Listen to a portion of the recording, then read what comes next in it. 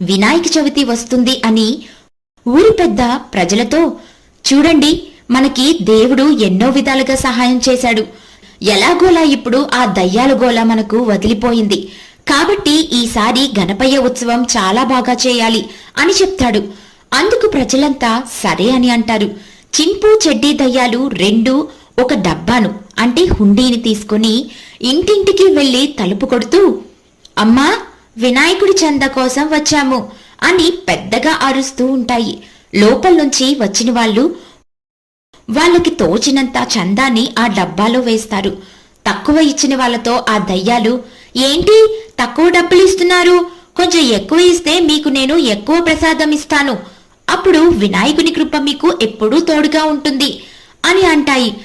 ఆ మాటలకి వాళ్ళకి నవ్వు వచ్చి, సరే అలాగే అంటూ మరికొంత డబ్బుని ఆ హుండీలో వేస్తాడు.